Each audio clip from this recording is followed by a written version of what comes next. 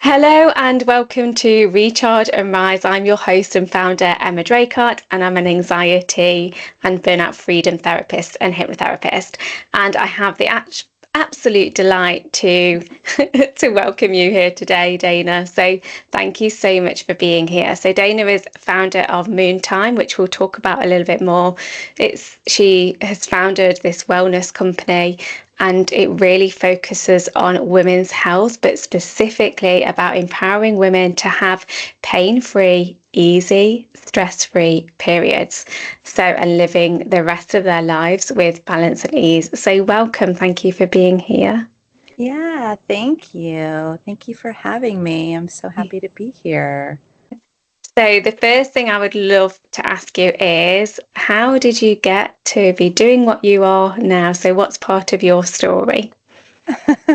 um, well, this has been a lifelong journey for me, but really to why I created My Moontime was I was just like, most women where I was working so hard because I really wanted to have an incredible career and I was exhausted. I was stressed out, burned out, exhausted because I would show up every day just trying my hardest, wanting to do the best I could. And it wasn't until I discovered that a female is not biologically hardwired to feel the same way every day, and that there's actually like hormonal fluctuations in our menstrual cycle. And once I discovered that and I stopped pushing myself or expecting myself to perform and show up the same exact way every day, it was a huge perspective shift and a game changer for me. I was like, oh my God, I just that alone was gave me so much energy back. And then I wanted to track my cycle, phases of it, because also too, I used to get into my like premenstrual time right before I'd start bleeding, menstruating, and I'd go to work, and I was working at one of the most famous places at that time. Might have been the most famous place in the world in Los Angeles. So it was high stress, high, polarizing. Your on stage atmosphere practically, and my I was so exhausted. My progesterone was completely like non-existent, so I felt very irritable and vulnerable, and it seemed like everyone was so mean to me and everything seemed dramatic, and it happened to generally be during a full moon oftentimes too. And it was, I don't know if you're familiar, it was Soho House was Hollywood, which was the members club. It was like the mecca during that time. And so the stakes were so high, and I thought I was going to get fired. I'm like, this is awful, like everything's chaotic. And then I go home and wake up the next morning and start menstruating and be like, oh my God, that was my internal experience. So I needed a way to track this so I could, not only get my energy back, so I could start working with the phases of my menstrual cycle and not just showing up every day like, why don't I feel good? Damn, drinking caffeine and just pushing myself and expecting more and overriding. I started paying attention and connecting into my cycle. And then also, especially for being in a members club, the moon cycle. Because when it's a full moon, like, oh my God, the stories I had of just the wild things that would happen at this workplace, especially any person that came in that wasn't emotionally balanced, was very dramatic and bright. So it was really helpful. And I started my Moontime by creating an app so I could track the phases of my menstrual cycle and the moon phases to help me connect in with myself. And then kind of like through radical acceptance, just embrace and give myself space to navigate my energy levels in my body, no matter what was going on around me. So showing up to work when I'm premenstrual and just giving myself space and welcoming it and welcoming that space there of where I was at and embracing it and just embracing everyone. And it's been great. It was well received in the media. HuffPost featured the app. Nylon Magazine, Marie Claire was the first of its kind. It was ahead of the market a little bit. And then I slowly, through years of doing this and awareness and seeing what more tools we need to help us with all this, created more products. But that's how my Moontime started. It was an out of a personal need to help me have more energy and more rest and be able to still show up in my life and have an amazing career and have an amazing life and not feel like I'm getting run over every day and need to go. Yeah. Yeah. So, having the app and creating that for yourself, or well, at least the tracking initially, wasn't it? So, what difference did that make to you, knowing where the moon was at in its cycle as well as your cycle? What physical impact did that have on your day to day, like through your own cycle? Um, for me, it was most important to pay attention at that time to where I was at on the phases. So if I really loved my bleeding, menstruating time. It's not really blood, it's stem cells and fluids. But that menstrual phase I loved. And because it helped me drop into my body more and just be really present and more still, but here. If it was the full moon was the most important thing to pay attention to. That one, especially the 3 days before full moon. Being in LA with a lot of creative people, like it's really useful to pay attention to that because you never know when someone might just lose it and go off. I've actually, one of my sheriff buddies, I always ask him after full moon, like, how was work for you during the full moon? He's like, why are you asking me this? You know exactly how it was like. It was awful, chaotic, and crazy. And even medical doctors and nurses talk about this because the full moon charges the atmosphere with positive ions, which is very challenging on the nervous system. You'll even see this in animals. So those couple days before the full moon, especially, you work with people with their minds and their subconscious mind as well, clearing all that. If we have stuck emotions, patterns, PTSD, traumas, complex traumas that are not resolved, it gets illuminated right before and during the full moon. It can be a really beautiful time of celebration. So navigating, playing with that, and then wherever I was at on my menstrual time, it would kind of heighten that a little bit. So my menstruating, bleeding time, I loved that time because it helped me really drop into my body and feel really present. My orgasms actually got deeper. I really love that too. It's said that when we're in our menstruating time that we are more in the subconscious world than the conscious world. So it's a really beautiful time to go in and dream or envision. I'll often will spend the first day or two taking a little bit of time to kind of massage my feet, do a little breath work, movement, and just help kind of get out of the box creative ideas. Also really, really useful during that phase, that time, to keep warm. This is a traditional Chinese medicine principle, and I wrote about it a lot in my little sweet book, Lit from Within. And you just keep everything warm foods, coziness, because when we're menstruating, it's most similar to when we give birth. Our wind gates are open, so you want to keep warm and nourished to keep the blood flow really healthy, and otherwise it can contribute to cramping. So you have your menstruation time, always kind of paying attention for the full moon. The other moons are beautiful, but it wasn't the biggest, most important thing. Everyone's going to have a different experience too. So I want to invite everyone just to have it land on you. Develop your own relationship with the moon phases and see how it is for you. Everyone will be different. The menstrual cycle was like the most important piece for me. And then the moon is beautiful, but it was that full moon that was like, I need to pay attention to this. That pre-ovulation phase, when we're no longer menstruating, that was a really fun time because your estrogen's starting to rise. But if you have a tendency, like I used to really kind of go and kind of almost be addicted to the up, like, that stimulant, like, what can I get done? It is a really great time to access that, but you want to have it in balance too. So because you're just shed, your uterus expands like 3 times its size when we're in our menses, our mooning time. So when you physically shed that out of your body, it's no longer heavy. You're going to naturally have a lightness to you.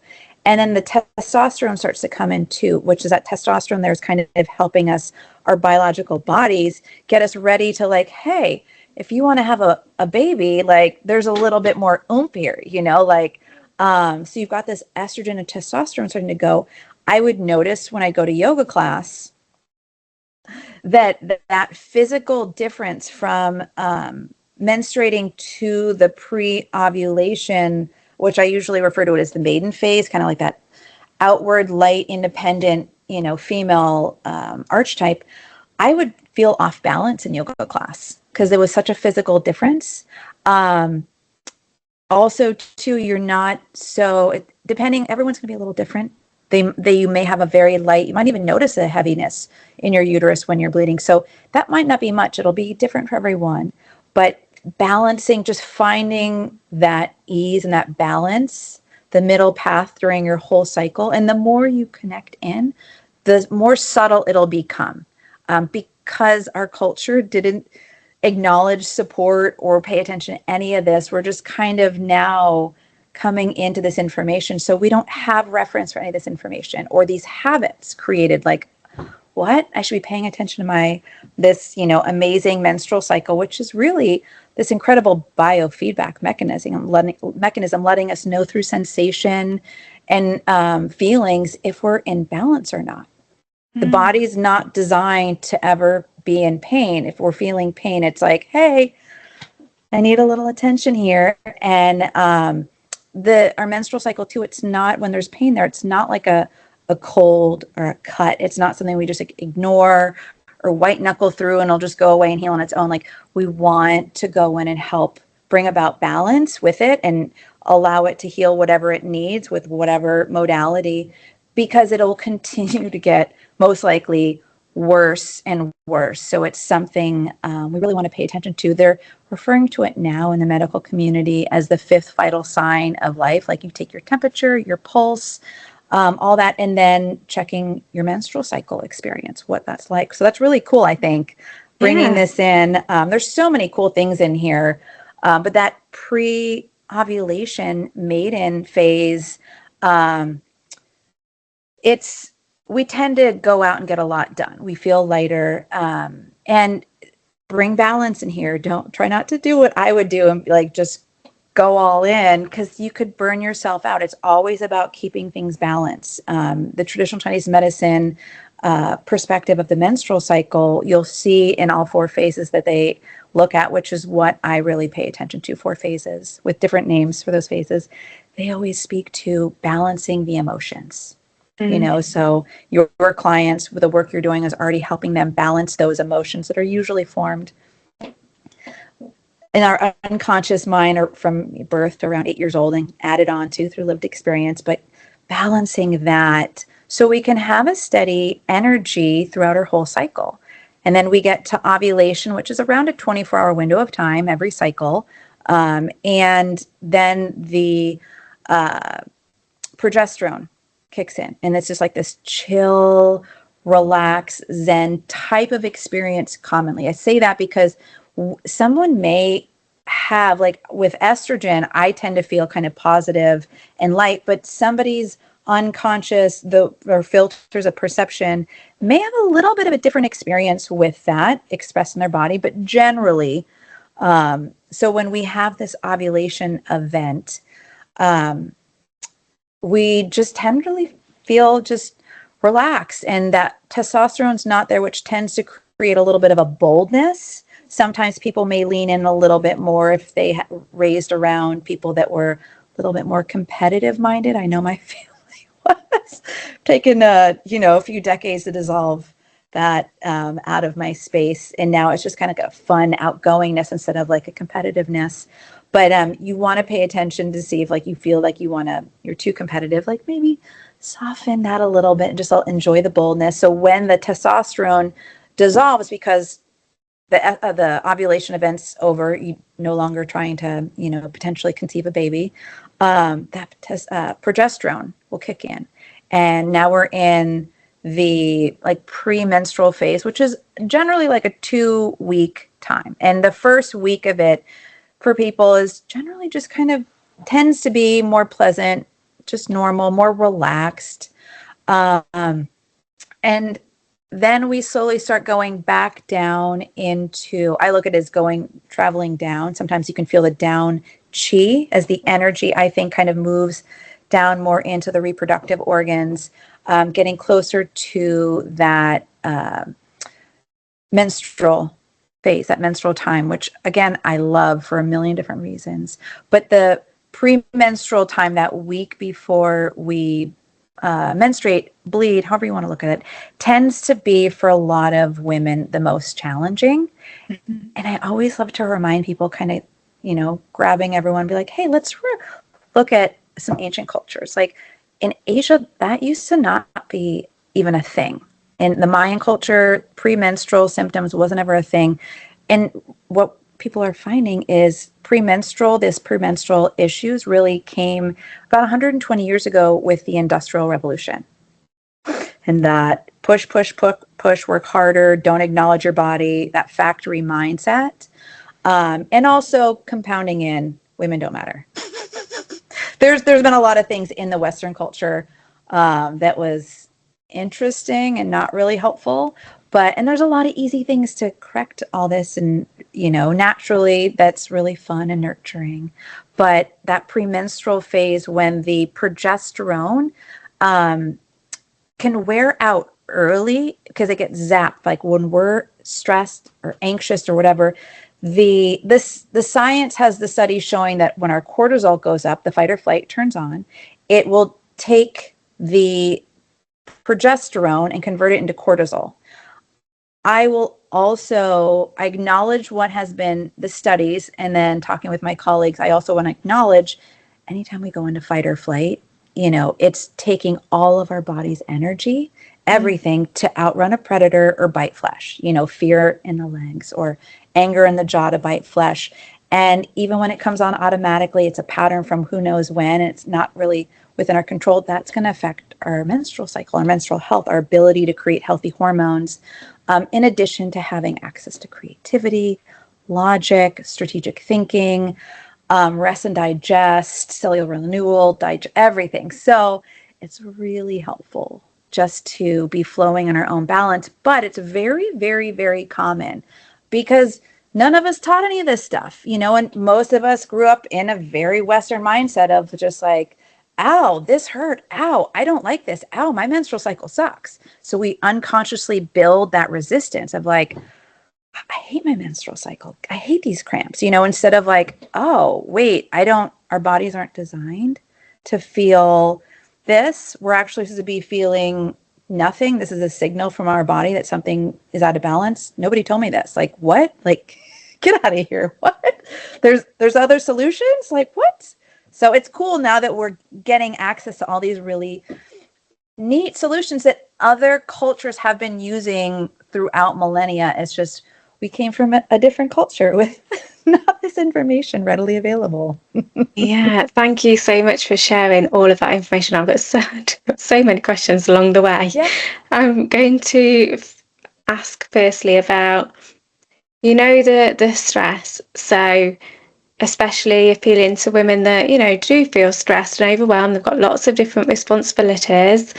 So and you mentioned about the cortisol, which is great. So how does that physically affect the different stages? What might women, what might they expect of their cycle if they are under stress regularly? That's a great question. And no two women are going to exactly be the same with that because our imbalances that come in from all sorts of different factors. So for me, I can only speak from my personal experience that, and again, I didn't know what I didn't know. So what was this? I think it was in 2011, 2012, when I discovered the traditional Chinese medicine, 4 phases, and a female body is not biologically designed to feel the same exact way every day. And I was like, that shift helped me really just embrace and love and start wanting to get curious and honor and have gratitude for menstrual cycle. That right there was amazing. But I was exhausted all the time. And I was kind of fighting myself and pushing myself and demanding and overriding. So now when I look back, like I generally feel mostly the same now throughout most of my cycle. I've literally had plenty of menstrual cycle experiences where I was in such balance at all, and I forgot to check, where I was on the calendar. I was so into what I was doing that all of a sudden I just started menstruating. I was like, so my body's really healthy. That's great, but I need to go get some stuff so I'm not, staining my clothes and my, chair I'm sitting on. But it's still great because it's stem cell fluids when we're menstruating, and scientists are paying big money for that. It is such great fluid. It's how we have helped the land fertilize and mineralize everything so we stay healthy, so nature stays healthy. So because the stem cells in it's not blood, it's when we menstruate. It's really incredible, precious fluid. But for going to the question of how, if someone's stressed all the time, it may be that they could have, there's again a different pieces. They may experience mid-cycle cramping. Everyone's a little bit different. That week before menstruation, bleeding, that may be really painful, and they just may want to, I always encourage females to pay attention and honor and maybe lean into the boldness, but also really pay attention. And there are other pieces, like make sure you're eating really, really well for your body. What you're putting in on your body is so vital, just as vital as the structure of your body, like how your uterus is aligned. That so common for the uterus to just move a little out of place, potentially causing all of this. Could be creating anxiety. If your uterus is tipped, prolapsed, it could be creating everything. And there's massages, easy ancient massages that they can, do to you and teach you to help everything come back. So you're no longer feeling so out of place or something's off. Could be from the uterus causes cramps and all sorts of backaches and headaches. And then the subconscious mind. Like if you survived a lot of things, or you have a really, really smart mind, really active mind, and you're not, moving your body enough, and you're not, eating, balancing, grounding enough food, and you have some, like me, internalized earlier lived childhood experiences of instead of a conversation from a parent was internalized as you're not good enough and I'll never love you, that'll create some performance perfect pictures anxiety that I had to clear, throwing off my whole menstrual cycle. So this could be experienced from women in many different ways. And if there's inflammation all the time, that's another piece. And we know inflammation tends to be coming from stress, right? So yeah, it's taking care of what we're putting in our body, the structure of our body, really working with the actual physical body, and then the conscious and unconscious mind. And there's so many beautiful easy things we can do to nurture all of it. And the body tends to flow back into balance pretty quickly. So it's really interesting when you talk about stress-free, easy periods. In my life, in my community of women, I really don't know that many women who would describe their experience of their cycle in that way. So when I hear, and that's deemed to be normal, so when I hear that it's meant to be easy and stress-free, I'm like, what? And even when I know I've seen medical professionals myself, like it's like, well, that's just how it is. Get used to it. It's normal. So I can hear that you are saying, obviously, all these different things that you've literally just said, they are the things that can create and complement actually it being easier and free. So the nutrition, how we look after our mind, our body, and those types of things. And I know that you've got some particular strategies as well. But before we go into some of those easy things, just thinking what I would like to ask first. Yeah, please. I love this topic. There's so many cool things. Like our bodies are so amazing. They want us to survive and thrive. And like just thinking about that, like our body is here, like it's our best friend, security guard looking out for us. Like it's kind of cool and empowering. Like That's rad. That's so cool. Yeah. So I guess like there are some differences, and like you were saying, so actually women aren't designed to feel the same all the way through the month, but we're still supposed to experience health in those times. But Mm-hmm. you've just illustrated a bit of what we might need at each phase that's a little bit different. So could you just recap that a little bit? So Yeah. just for each stage, because I know you did speak about it before, but just a bit of a short recap of thinking, in this stage, this is what your body is needed, to get the balance, because it's not that's what I hear you talking about. And there are just little adjustments. Not that Yeah. you don't advocate for changing your life each part, but different things that generally we might need at different times of our cycle. Yeah, that's a great question. Thank you. So let's start with, we'll start with, because I think it's the most intuitive piece is to start with when we're finished bleeding, that is known as the premenstrual phase. If you hear anyone speaking of the luteal phase, that is, by definition term, it's the menstruation phase, which when we start menstruating, that's actually the beginning of our phase from the medical Western community, all the way through the premenstrual phase to right before ovulation. But I break it up and I look at the 4 phases, and I speak to it from the either menstruation, pre-ovulation, ovulation, premenstrual, or I'll sometimes use traditional Chinese medicine terms, or My Moontime has some cute terms like maiden, mother, enchantress, and sage, because when you're bleeding, you're just literally walking wisdom. Like you have such great access to your intuition. But so when we are in that we finish bleeding, we're in our pre-ovulation phase. I always remind myself in this phase to don't get caught up in the hyper, like ground and be balanced and find my balance, because I'm regaging my physical body. And so when I do yoga, I might feel a little physically off balance. It tends to be spoken of that we have more access during this phase on a subtle level to um, like getting things done independently, more cognitive thoughts.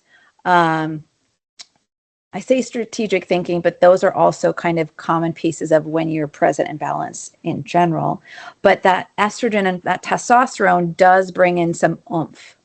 Um, I am not a huge fan of this eating for your menstrual cycle unless you're working with someone one-on-one who's run your lab tests and really are working with you. I am a long time, not long, 2022, I did the GAPS diet protocol by Dr. Natasha Campbell McBride, which is traditional old European style eating, right? Bone broth, some, meat, vegetables, natural things. So when your whole body is balanced, everything starts to flow and balance. Your gut comes back into alignment. You have more nerve endings in your gut than we do in our brain.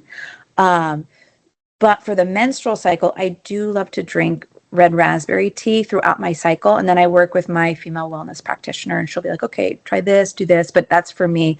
When people give generalities, and I often will send her like, hey, I'm seeing this holistic health influencer say, this is what you need for your menstrual cycle. I'll send it to her. And she's like, it's not accurate. So be careful not to waste your money. Work with somebody one-on-one. Red raspberry tea is generally great across the board for anyone. It's also been, traced to having anti-cancerous properties.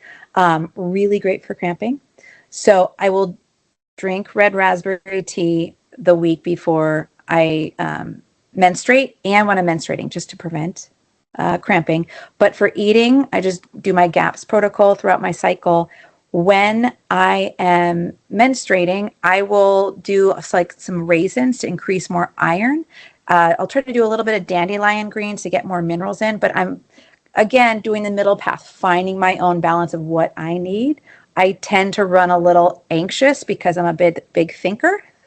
I'm very creative. I tend to be a little dyslexic, so going out and moving often for me helps my whole system flow, my mind to get in my body, be in balance. So when you're in that premenstrual phase, I often recommended kind of to enjoy it, but be in balance. Check your caffeine. If you're over caffeine, that can throw off the stress, cortisol, sleeping, and start affecting the rest of our hormone cycle and experience. So the ovulation phase, again, I'm a huge fan of bone broth, that collagen, warm soups. I just continue on with that. When you're in that, if you use my favorite, My Moontime app, if you use that app, you'll see in the app that I put a buffer in there for 7 days. 2 days before the ovulation potential and 4 days after, because there is a statistical average of possibilities of your ovulation potential changing time. Because My Moontime app is to help with energy levels and connecting with the hormone levels, not for pregnancy or contraception. But it's just a 2-hour window. So you might notice it. You may, if you're not checking your cervical mucus, which is really easy to do in the shower or the bath to kind of see, because that's the biggest tell to know if you're pregnant or not, is that if it's, like snot, you're fertile.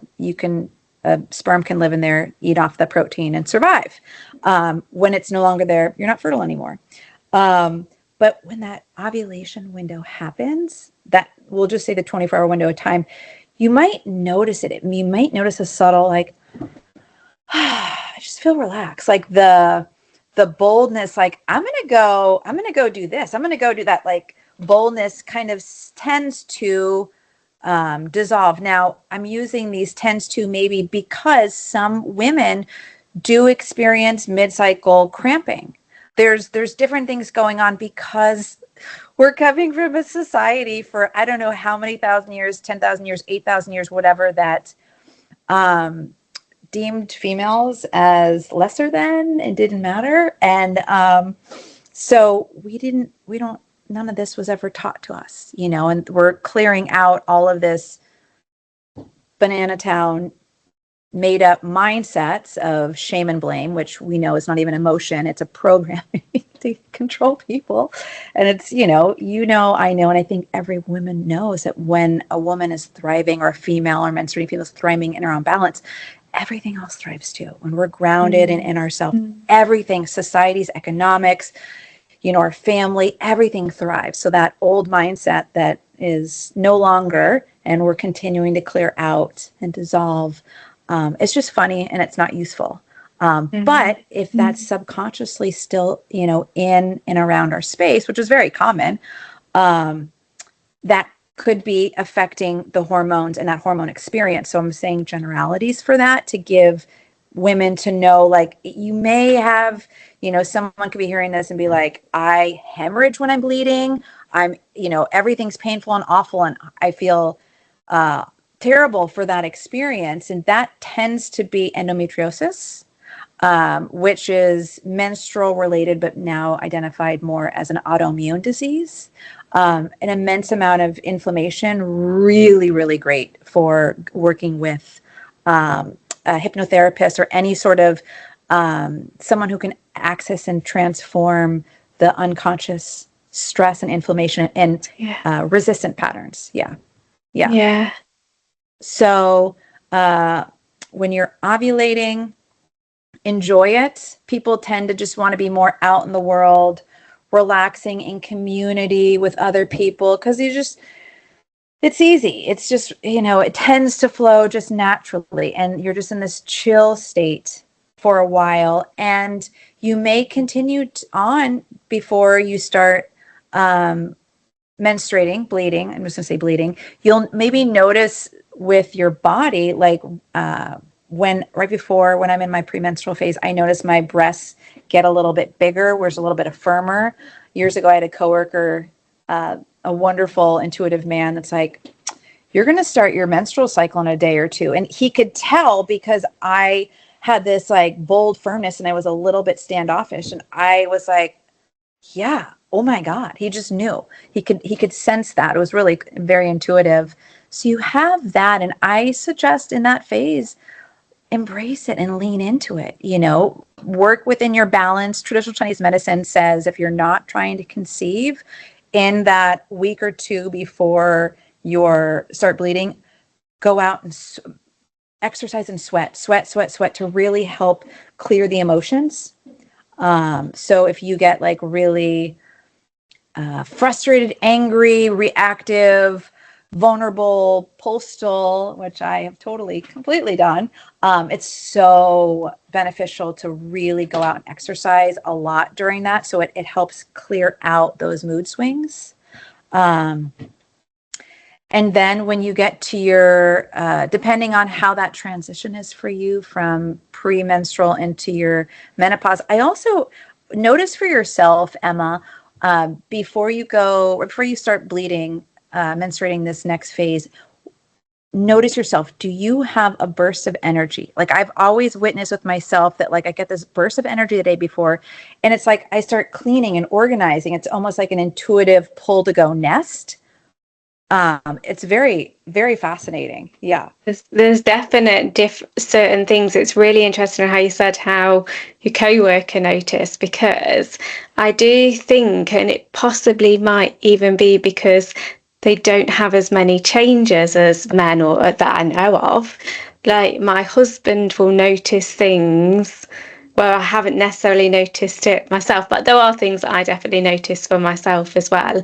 And even like my temperature change and things like that. It is really useful to pay attention to and acknowledge when we're menstruating, especially if you have painful periods, to really create time to rest. Now, if you have a full schedule like most women do, even if it's like a 20-minute non-sleep deep rest, create that time for yourself. Make sure to keep warm, really wear socks, drink more, warm beverages. But when you're menstruating, it's really, really useful to give yourself the space to rest. And there's more, there's little pieces you can add in and more information. This is it's in My Moontime app. I have more in the app about each phase and the propensities and things you have access to. But remember, it's little subtle pieces, so it's not hard and final. If you come across well-intentioned misinformation that's like, you need to be sleeping for half your cycle and only book your community projects when you're ovulating, it's like well-intentioned, but it's not accurate, because it doesn't biologically make sense if you only ovulate for a 24-hour window of time. And if you have a lot of menstrual related issues and pains, yes, nurture yourself more, give yourself plenty of space, love yourself, honor yourself, nurture where you can, and then start working with the people to really go in and help shift this. But when you're just trying to confine your menstrual cycle to magically try to fix everything and you have a tipped uterus, that's not going to fix the tipped uterus that needs to be massaged back into place. So there's a dance and a balance, and it's all really useful, and it makes total sense. But there has been a lot of well-intentioned misinformation out there that I think keeps women more confined, because it doesn't make sense if you have kids and a full career or you work as a ER nurse. How would, compartmentalizing your life to fit in with your menstrual cycle work with any of that? Like, you still have to, responsibilities, and so it's a dance and balance in here. Yeah. I suppose it's like listening to your body, leaning into what you feel like it needs, but also actually what you're saying is the needs shouldn't be so great. So so this is what I'd like to ask you as the last question actually, is if people are experiencing symptoms that are, heavy bleeding, really, significant cramping, or, they particularly notice quite significant mood swings at certain parts, these are things that you would deem not necessarily to be what is balance and that should be the normal experience. So where would you say for that person to go? Like, where could they get further information or advice? Yeah. So I want to say, so it doesn't sound like it's just me making things up. Scientifically, it's recognized that menstrual related pains are not normal, even though they have been common. Yeah, So, yeah, yes, it has been very common. And, a lot more professionals are speaking to now that, there is no biological advantage to having any menstrual cramping, problems, pains. It's communication, like a biofeedback mechanism. And beautiful places, depending on where you are in the world, I would usually, there is some sort of womb abdominal massage therapist, practitioner who can, or even, in the UK, where they often they should be able to check your pelvis, but if they don't, go to someone who can check the position of not your pelvis, your uterus. And I love, love, love sometimes it's called Mayan womb massage, abdominal massage.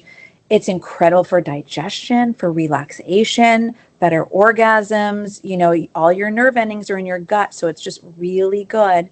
I would go there. I would really, because if you have a tipped uterus and you're just drinking some, tea to help your menstrual cycle, that tea is not going to physically readjust your uterus that, easily is moves because of the tendons and tissues that hold it in place. It's designed to be flexible for, our menstrual time and having a baby.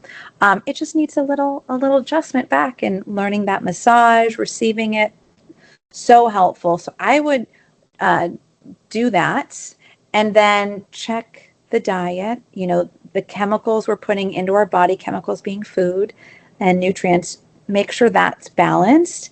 And then also, notice, like, do you feel uh, triggered, emotional? Like, I was working with a client yesterday who she was actually saying to me, she was like, "Oh my God, the week before my period, I'm just completely postal." And I was like, "Okay, great, we can totally help with this," and started speaking to help to balance that. And so we were doing some a coaching session, subconscious change work, to dissolve. I think we worked on transforming the unconscious patterns that were keeping her at that point in holding. She felt like she was holding, stressful, couldn't release weight, having, issues in her life. So those are the three pieces, the key pieces. So you get the really holistic, full piece. And yeah, if they're very much bleeding, like, please go check your doctor before you do anything. Like, and if their only options are take this pill or, hormones, or we're just going to pull it out, which is very common, go to a womb wellness practitioner that came from the Mayans, who had an advanced medical system for 5,000 years. And many women have been going down there and receiving these massages for a very long time with huge success in all menstrual fertility issues very quickly. And then what you're eating, you can do some teas, but make sure your chemicals going in are validating. And then your mind, your awareness. And then feel free to always ask me, email me questions. There's some other little good tidbits and stuff. I have it in that sweet book. I got to send it to you that I wrote, Lit from Within. It's a short book, but just like a lot of little things. I'm obsessed with castor oil packs. My female wellness doctor turned me on to years ago, and like, I do it every single night religiously. It's not known as it's not supposed to be talked about as anti-inflammatory, but it's anti-inflammatory. Oh my God. It was amazing for me on so many levels, and I love it. So there's a lot of little extra things, but just basic stuff. Work with, honor your cycle, love, even though you might it's terrible, I hate it. Deep down, it has a positive purpose. It wants you surviving. Deep down, there's something good. And then these other basic things, and it's the body will start thriving very, very quickly, usually around 3 cycles. And no guarantees on anything in life, but I know an immense amount of success stories, so the chances are quite good.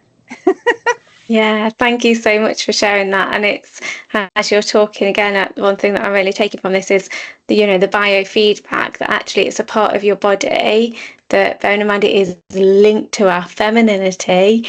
It is giving us feedback, and actually that's really been powerful listening to that, as well as the rest. But all that, because it's a part of your body trying to communicate with you, and actually if it's not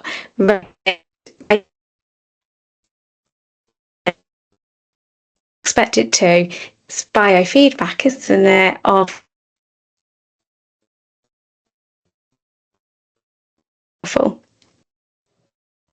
okay. Can you hear me?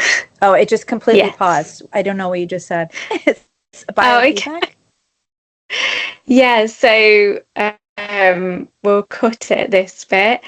So what I was talking about is the power of, that part of our body being connected to our femininity, but actually that it's given us signals. So actually, if it is pain or cramping or feeling different to how it would normally be or how you'd expect it to be in balance, I think that's really powerful, that there's a communication there. And it's our opportunity to look at different aspects of our life that might be contributing to that. Very similar things that contribute to this contribute to other things in our life as well, don't they? It's So the all mind, body, connected. It's all absolutely. connected. And having a tipped uterus could also contribute or be creating anxiety. Yeah, So yeah, it's all interlinked, but it's not too difficult to start transforming, so it can start flowing in balance. And then when we really step into and kind of, I feel like we're able to really be embodied more and have access to more fulfillment and love and joy and pleasure. And for working women like ourselves, intellect and strategic thinking and things ideas flow easier and everything comes a little bit more streamlined and effortless. And it's just, we're kind of almost re-owning our spaces and kind of really coming here and being here and getting to enjoy more creativity, more ease, more love, more gratitude, and more pleasure. And yeah, it's pretty fabulous. yeah. Well, thank you so much for being here and for sharing your wisdom. Could you please share with our listeners what your gift is for them? Yeah, I have a little free Moontime starter kit, and it's a beautiful little starter kit that has an essential guide. It has a workshop of learning how to track the 4 phases of your menstrual cycle by hand, and then a moon phase calendar. So you will have both the end of 2024 and the 2025 moon phase calendar in there. It's a very robust little free gift. Yeah, I always love to give as much information as I can. Yeah. That's absolutely awesome. Thank you so much. So thank you so much for this lovely conversation, really insightful conversation. Really valued it. So thank you for being here. And then for listeners, thank you again for being here, sharing your time and energy with us, but also for putting yourself first. And if you haven't already, my free gift to you is joining me on a 3-day live experience where I will be sharing my freedom formula for you to help you to overcome anxiety and avoid burnout. So join me on that. Sign up if you haven't already. So lastly, just thank you. Thank you for being here. And thank you for this conversation. Yeah, thank you. Bye for now. Bye.